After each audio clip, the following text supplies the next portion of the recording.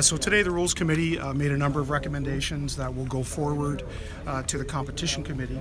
I'll talk a little bit about that in a second. We're reforming some of the football committees. But the fundamental changes were based around improving the challenge process. We understood last year that we had some issues related to that. So some of the challenges there are, last year you'll recall midway through the season, we made a change where we made the coaches put a timeout at risk for every challenge. And the data that we received for the back half of the season last year showed us that by doing that, the number of challenges went down by 15% on a first challenge and 29% on a second challenge. So clearly that had impact on the number of challenges that were carried out in the balance of last year. So the Rules Committee decided over the last couple of days to carry that process forward into 2017. So coaches will continue to have 2 challenges. They will have to put a timeout at risk for every challenge that they use. The committee also decided to only make a few tweaks to the things that were going to be challenged. Illegal contact remains a challengeable item for 2017. One of the reasons that we're doing that is that data last year also showed us that when a coach had to put a timeout at risk, that the number of illegal contact challenges went down by 50%. So that was pretty critical, and that was a very positive change that we made. Further to having to put a coach having to put a timeout at risk this year, a couple other things we're doing is we're narrowing the things that are related to the roughing the passer call that can be challenged. Last year, we allowed any act of unnecessary roughness against a quarterback to be challenged, which got a bit confusing because it went beyond the bounds of just roughing the passer. So what we're doing this year is we're narrowing that to the strict definition of roughing the passer. So only things that are related to the safety of the quarterback when he's in the act of passing or he's a potential passer will be reviewable this year. Another big change that we're doing is the command center last year got itself into a spot where we began to try and officiate plays. And that's really kind of counterintuitive to what we were trying to do. What we really want them to do is only fix clear, obvious mistakes where there's indisputable evidence that a call's wrong. Last year when we did what we did, it actually encouraged coaches to challenge more because they weren't really sure whether they'd get a call or not. So we're going to work really hard over the next number of months with the coaches and ourselves around the standards of what we will change in the command center. And by limiting what we're going to change in the command center to a stricter definition, we expect the number of challenges by coaches to go down. The other thing we're doing is we've worked with our broadcast partner TSN, and we're now going to do every challenge that we can during a commercial. So the fan will see less delays during the game, less delays whether you're in stadium or watching it on broadcast. So it'll be a much improved fan experience.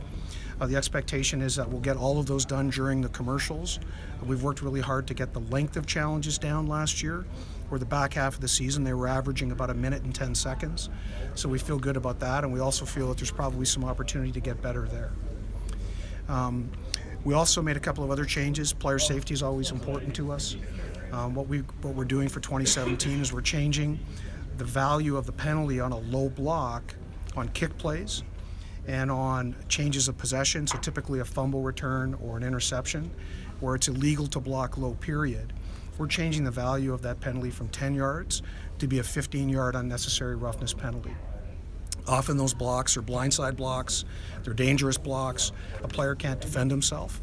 And now by making it much more punitive, we believe there'll be less of those kinds of penalties or low blocks taken, so protecting the player's safety. We're also, I'm just going to look at my notes here. One of the other key things we're doing is increasing the duties of the video official. You'll recall last year we brought the video official into play where they were able to help on administrative things in the background. Did we have the right spot? Was there really time left on the clock? All those kinds of things. Were we applying a penalty properly? And they did very well at that. They were also able to pick up flags that were incorrect last year.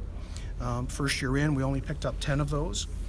So we think there's more opportunity for them to see a penalty that's called, that's not challengeable, that was clearly incorrect, be able to tell the officials quickly in their ear, that's not a penalty, let's pick up that flag. One other thing, we're reforming the structure of our football committees. So you recall we've had a rules committee. You recall we've had a competition committee in the past, and that competition committee is made up of the people that run the football operations. So that would be the general managers or the VP of football operations. So that committee that was called the competition committee, we're simply renaming it the football ops committee. So it'll remain the same, they'll all have the same duties, but we're creating a much smaller 5-person competition committee that will provide oversight, input, and direction to the work of both those committees. And they'll typically be made up of more business people. So there'll be an owner on that committee, there'll be 3 presidents on the committee, and then there'll be a football operations person on that committee, whether they're a VP of football ops or a general manager. And that 5-person committee will be tasked with creating the objectives of the business and the goals of the business and ensuring that they're communicated effectively, efficiently to those other committees in an effort to help them do their work. You know, I've been personally on the rules committee for about 12 years now, and we're in that room, you know, and we're often get to a point where we're trying to balance what priority should win. What priority should trump another priority as we're changing a rule? Is this more important to fan engagement? Is this more important to the integrity of the game? So when we get in those situations, we're often looking for guidance. And now we'll be able to get that guidance from this 5-person competition committee who will keep us on track in terms of ensuring we're meeting the overall business objectives. So it's an important change. I think it's a very progressive change. I think it's going to help all these other committees be more effective and efficient at what they're doing. 5 people that are on that inaugural committee. Jeff Hunt's representing the ownership group out of Ottawa. Michael Copeland's a president out of Toronto. Len Rhodes, president out of Edmonton. John Huffnagel, a president out of Calgary. And Kent Austin's going to represent the football folks out of Hamilton. And then I'm an ex officio member of that committee. So the real effects of the benefit of that committee, you know, won't be felt until next year. But we're really excited about the opportunity to be able to work more closely with the football committees to make sure we're meeting the goals of the business. Those are the changes. I'm happy to take questions. Illegal contact was, fans complained about that all last year. Yeah. I understand what you said about the change.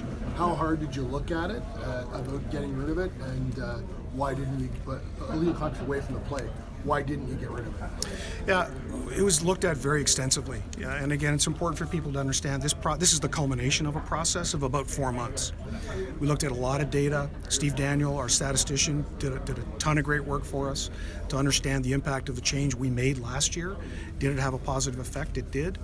So that data really led us to believe it's okay to leave the number of things that are challengeable if we're able to fix the standard of what we change. What we really want replay to do is we want it available for the 2015 Grey Cup. So if we take out something like illegal contact and there's an egregious illegal contact missed in a Grey Cup game and we're not able to challenge that or fix that, are we doing justice to the game? So the committee ultimately decided that, you know, because the coaches were trending down on even challenging it and the fact that we're going to get better at the standard, we chose not to take it out. We also think it's a critically important play. I think many people, just because the ball doesn't go there, doesn't mean it's not a critically important play. Imagine a situation where the quarterback's first read gets hauled down and a quarterback gets sacked, right? That's a huge play. Maybe that turns a 2nd and 10 into a 3rd and 25. Maybe it takes them out of field goal range. So just because the ball doesn't go there or the ball goes somewhere else later in the play doesn't mean that initial contact, that initial illegal contact didn't have a huge impact on the play. Impossible for the video review official to know what play was called and where the first read was. Yeah, absolutely, Gary. That's true, right? So what we do is we ask the officials just to officiate the play.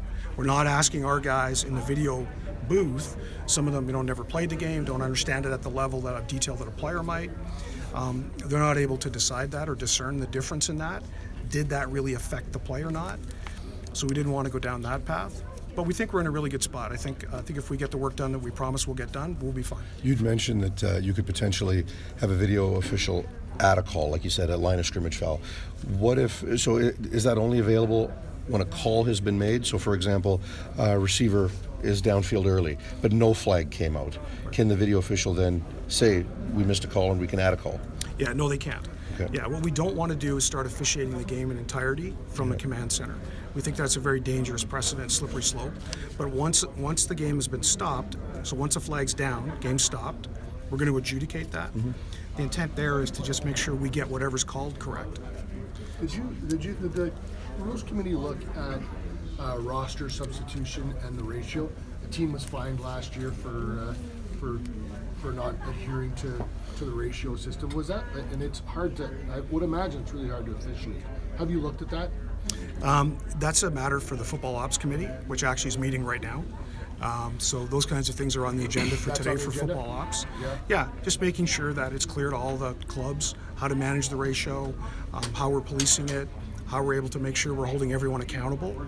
That's all in the docket for our Football Ops Committee. Can you just explain any of the penalties that could be challenged? I know you said you weren't doing it with the illegal contact, but were any of the other ones looked at as well? Yeah, we looked at them all. Yeah. We always assess them on their impact on the game. If you think of the ones that we have challengeable now, the 7 we added last year, they're all incredibly impactful plays, right? They're roughing the kicker, contacting the kicker, no yards, everything around passing, all the stuff that could have a huge impact on the game. We wanted to leave the ability to challenge those, but just manage the number down to an effective number where they could still, when they really needed to be able to fix that big play, have the ability to do that. Hey Glenn, one of the things with going to commercial, already some of the fans reacted to that story saying, well, now we won't get to see the replay, and that was part of the TV experience. As much as they didn't like seeing the delays, they wanted to see the replays. Yeah, so they'll still see them, Jamie, but they'll see them after. So the process now, and we're still tuning this with TSN, but the process in general will be a coach will challenge, referee will announce what's being reviewed. TSN may show a real quick replay going out. We'll go to the commercial, we'll do it, we'll come back with the announcement right away, and then they'll explain why, what happened, what angle was used to make the decision. So I still think the fan will get an experience. It'll just be sort of carved up a little differently. And now the coaches can no longer challenge more than 30 seconds into a commercial break. Did that get put through? Yeah, or? absolutely. Thanks. Yeah. That was the other one. So coaches right now, last year a coach went to a commercial break. So there's a play, it's over, we go to commercial. The coach had that entire time to decide if they wanted to challenge something. We'd come back, and then they throw their challenge flag. And now we'd have another 2-minute delay. So coaches are no longer allowed to do that. Coaches will have 30 seconds into the commercial to choose to challenge that play or not. If they don't challenge it by that time, they can't challenge it when we get back. So that'll also be a very positive experience around game flow. With the video official allowing to be able to call penalties, is it only on that where the flag was thrown? So if there's defensive pass interference, it's offensive pass interference, and that play is called. What if there is an unnecessary roughness on that play where there is a penalty missed? Yeah, so that's a great point. It is only on something a flag is down for and the players that are involved in that play. What we don't want the video official to do is, again, try to scour every play and go look for other penalties. That's not the intent. The intent is that once a flag's down, anything related to that flag should just be made right. We should just fix that and get it correct. So that's their purview on that. You talked about changing how video officials, replay officials address their calls. What was the thinking behind that and why you made that change? Well, it's really the first principle when we brought it in. We brought it in a long time ago, was to fix obvious things that were wrong. And what happened with the advent of so many angles and slow motion and high def and 4K was that there's so many more angles sent to the command center. And it's just human nature, when you get all those, to want to look at them all, to want to try and get this thing right, as opposed to only just fix something if it's clearly wrong. So we drifted away from our first principle, and we're just getting back to first principle, which I think will add the greatest value to the experience for the players, for the fans, for everybody.